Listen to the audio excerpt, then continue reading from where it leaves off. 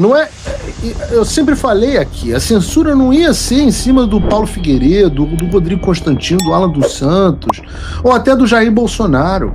Ela pode ter começado conosco, mas quando o Leviatã se torna grande o suficiente, ele para... O STF estaria pressionando empresas de tecnologia como YouTube e Facebook a censurar conteúdos considerados impróprios, como críticas ao tribunal ou supostas fake news. Essas plataformas estariam removendo publicações até mesmo sem decisão judicial, por medo de punições. O alerta é que isso ameaça a liberdade de expressão e representa um controle de narrativa por parte do STF. Pois é, meus amigos, o cerco está se fechando para todos nós e se a esquerda acha que não será afetada, tem uma péssima notícia, pois todos nós viveremos sobre esse regime ditatorial. Precisamos voltar às ruas logo. Assista agora no Direita TV em Foco. Apoie contribuindo com qualquer valor para mantermos ativo nosso canal independente, usando nossa chave Pix, direitatvemfoco@gmail.com ou pelo QR Code que aparece na tela. Inscreva-se no canal, deixe um comentário qualquer e ative o sininho para receber diariamente os próximos vídeos com notícias atualizadas. Direita TV em Foco. A liberdade de expressão é inegociável. Porque há uma conexão entre esses assuntos, né? Você tem, no mesmo dia, é muito icônico, são poucos dias que há tanta coisa acontecendo no Brasil que mostra a direção para a qual a gente está indo e é o que causa o desespero de vocês. Nós temos o comediante condenado a 8 anos de prisão, regime fechado, o simpatizante do tráfico, lavador de dinheiro do tráfico, solto em 5 dias, a deputada federal mais votada do Brasil em exílio, com prisão decretada e colocação do nome na lista da Interpol, e o Supremo Tribunal Federal decidindo se vai censurar para sempre a internet brasileira.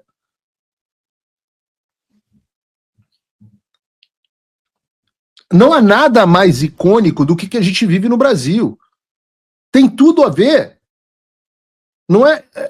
Eu sempre falei aqui, a censura não ia ser em cima do Paulo Figueiredo, do Rodrigo Constantino, do Alan dos Santos, ou até do Jair Bolsonaro. Ela pode ter começado conosco, mas quando o Leviatã se torna grande o suficiente, ele passa a devorar a todos sem restrição. E o Leviatã já está avassalador, de forma que a censura no Brasil se tornou algo generalizado, que vai desde uma juizeca, Bárbara de Lima Izep, lá na primeira instância da Justiça Federal de São Paulo, até o Supremo Tribunal Federal, a mais alta instância jurídica do Brasil. Hoje o Supremo Tribunal julga justamente o tema da censura no Marco Civil da Internet. Mas qual é a grande questão? A grande questão nesse julgamento?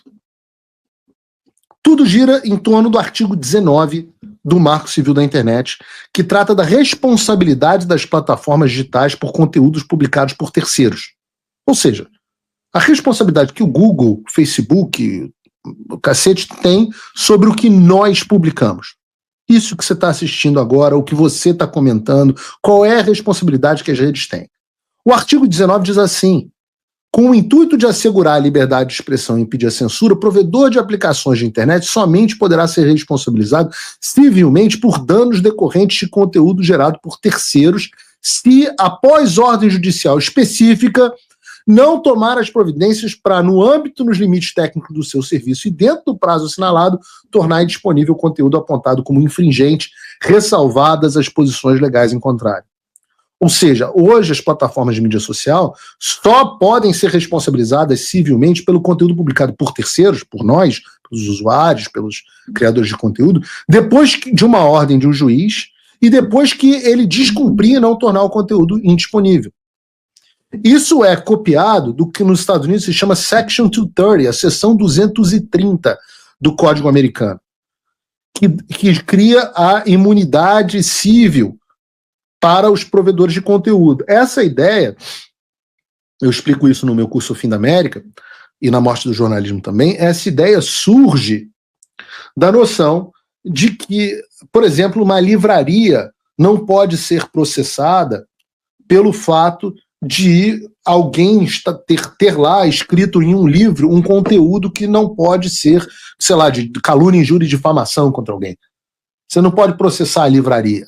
Você não vai processar, você vai processar a pessoa que editou e que publicou o livro e o autor. A mesma coisa, a companhia telefônica não pode ser processada porque alguém utilizou o telefone para cometer um crime. A locadora de vídeo não pode ser processada. Eu sou do tempo da locadora de vídeo. Vocês que têm menos de, acho que 30 anos, não devem saber o que é uma locadora de vídeo. Mas a locadora de vídeo não pode ser processada porque tem lá um filme que caluniou ou difamou alguém. Toda a existência da internet é baseada nisso. Separação entre o que é um publisher, ou seja, um veículo de mídia, e uma plataforma. E assim é no mundo inteiro. Assim é no mundo inteiro. A internet só foi possível por conta disso. Se nós vivêssemos no regime soviético, que o STF está querendo implementar, nós não teríamos internet como ela existe hoje. Para a alegria do Alexandre de Moraes, que já declarou que, na opinião dele, a internet não... João Gabriel está me dizendo aqui que já alugou muito filme na Blockbuster, apesar de vai fazer 25 anos semana que vem. O Brunão também está dizendo que alugava jogo de videogame na Blockbuster. Então tá bom, 20 anos. Você tem menos de 20 anos, você não sabe o que é aluguel de fita. Mas nós não teríamos uma internet e o Alexandre ficaria muito feliz. E é exatamente isso em discussão no Supremo Tribunal Federal. E a discussão acontece a partir de duas premissas mentirosas. A primeira delas é que o Congresso Nacional foi omisso a não atualizar o Marco Civil da internet para permitir a regulamentação das redes sociais e uma censura ainda maior. A segunda premissa falsa é de que a internet teria se transformado em uma terra sem lei, que é mentira, já que o Marco Civil da internet permite que o conteúdo que constitua crime, depois de decisão judicial, seja retirado das plataformas. Sobre o Congresso não ter legislado, a não legislação já é uma ação. Ora, por que o Congresso precisa mudar a legislação? A legislação do Brasil é perfeitamente adequada, é a mesma legislação que os Estados Unidos possuem, é a mesma legislação que a maioria dos países desenvolvidos possui, e que gerou essa internet que todos nós achamos maravilhosa, menos o Alexandre de Moraes.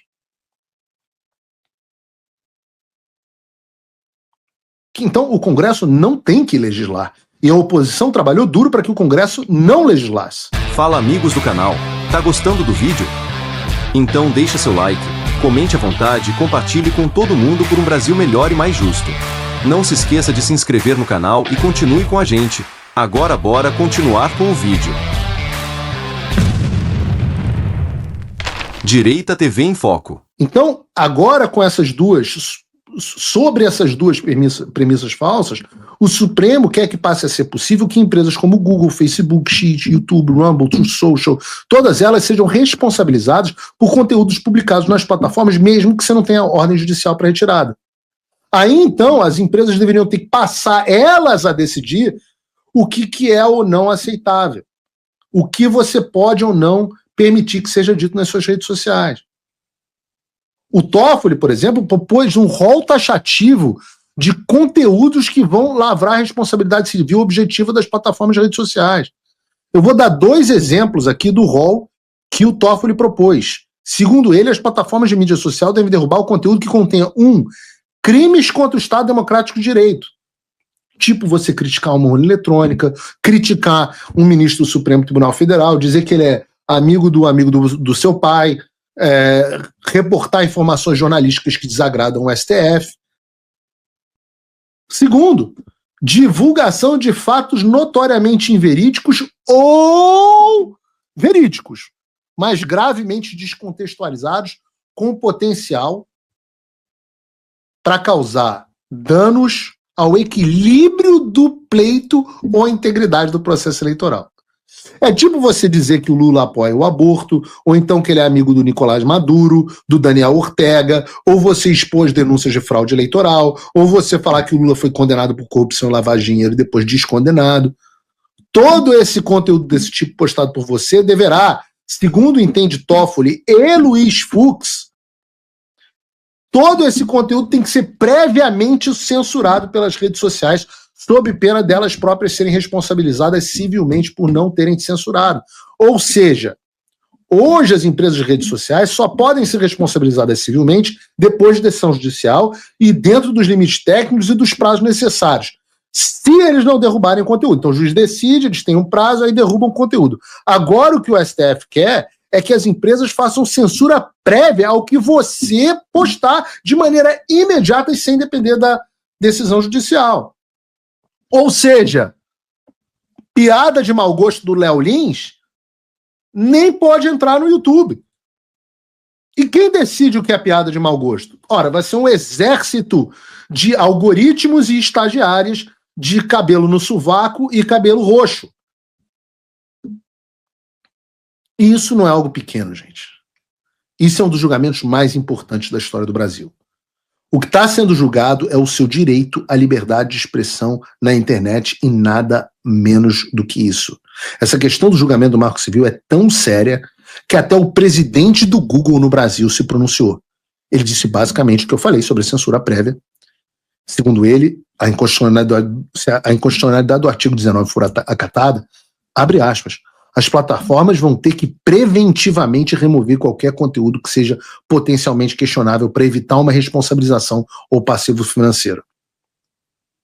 Ou seja, para não se afogar em multa e processo judicial, a única escolha que o Supremo vai dar ao Google, ao YouTube e ao X, e ao Facebook, TikTok, etc., é de censurar. E vejam a gravidade do que ele diz em seguida. Qualquer matéria de jornalismo investigativo poderia ser removida, porque algumas pessoas podem se sentir caluniadas. O humor, palavras do presidente do Google, também fica em risco, porque as plataformas teriam medo de que aquele humor possa ser interpretado como verdade, ou possa ofender alguém. Diz o Fábio Coelho, que é o presidente do Google no Brasil, não é o Paulo Figueiredo falando. O que eu disse, eu repito, é que o Leviatã já devorou inocentes o suficiente.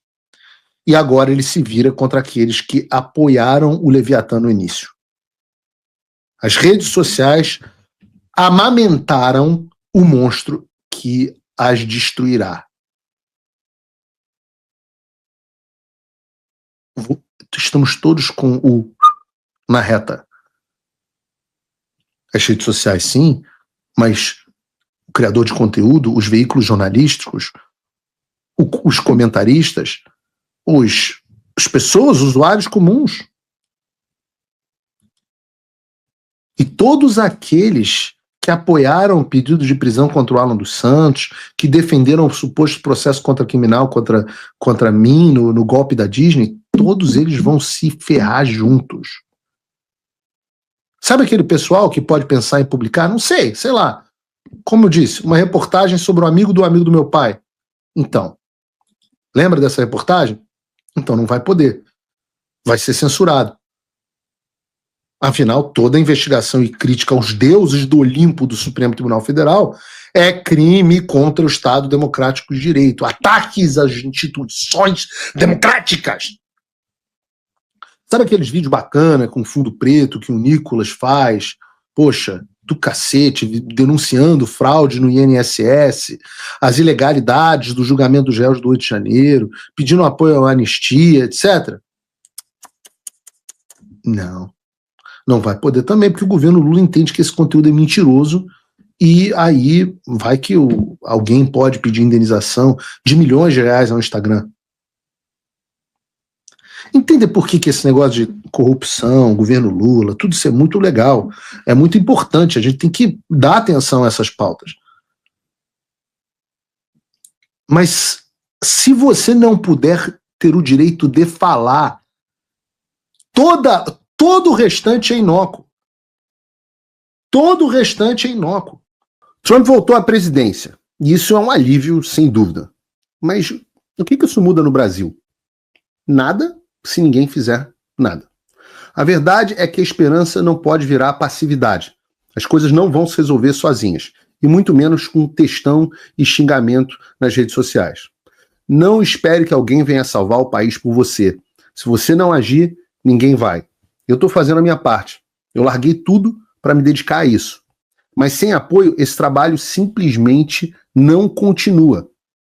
Quer saber como pode ajudar sem sair da sua rotina, sem sair da sua vida? Simples. Apoie quem está na linha de frente. Acesse www.paulofigueiredoshow.com/apoie e com apenas $5 por mês você mantém esse trabalho vivo. Se você puder mais, considere a possibilidade de se tornar meu patrono Gold e tenha acesso ao meu grupo privado no WhatsApp, onde você participa das discussões que guiam o conteúdo e muito mais. A diferença entre quem só assiste e quem faz parte da mudança é a atitude. Não esqueça de curtir, se inscrever no canal e compartilhar nossos conteúdos nas suas redes sociais.